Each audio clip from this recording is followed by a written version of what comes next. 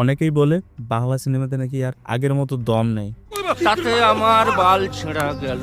Suspense, thriller, crime সবকটি নিয়ে এই আজকের 5টি সিনেমা। অবশ্য মিস করবেন না, বাংলা সিনেমা তাও আবার এত ভয়ঙ্কর ভাবে বানানো, না দেখলে আমি বিশ্বাসই করতে পারবেন না। লিস্টের প্রথমেই আছে দশম অবতার। ছবির ডিরেক্টর সৃজিত মুখার্জি। সিনেমার গল্পটা একজন সাইকো কিলার একের পর এক কিল করতে থাকে। ও নিজেকে বিষ্ণুর অবতার মনে করে। বেশ কিছু পাঁচ লাইনও রয়েছে। ইউটিতে স্যার বোনভিটা চলে স্যার,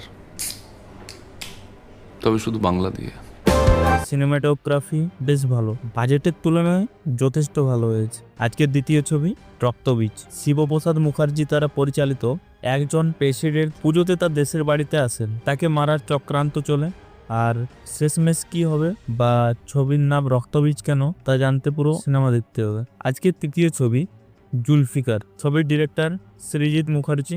ছবির গল্প একটা এরিয়াকে নিয়ে যেখানে কোনো প্রশাসনের ক্ষমতা চলে না, ইললিগাল কাজ হয় আর এই সব চালায় সিন্ডিকেটের মেম্বাররা। আলভিদা জুলফি। আজকের চতুর্থ ছবি প্রলয়।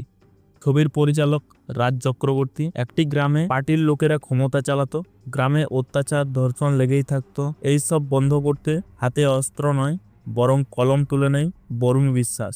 বাকি স্টোরি জানতে সিনেমা দেখতে হবে। আজকের পঞ্চম এবং শেষ ছবি দ্বিতীয় পুরুষ। সৃজিত মুখার্জি দ্বারা পরিচালিত। ভরপুর ডায়লগ। আর কথায় কথায় সবার ঘাড়ে প্যাম্পলেট গোজার কি আছে বলতো? হ্যাঁ, কি হলো? চায়না টাউনে একটা খুন হয়, সেই খুন কে করে বা কেন করে, মাঝখানে খোকার এন্ট্রি। মালিককে গিয়ে বল খোকা এসছে।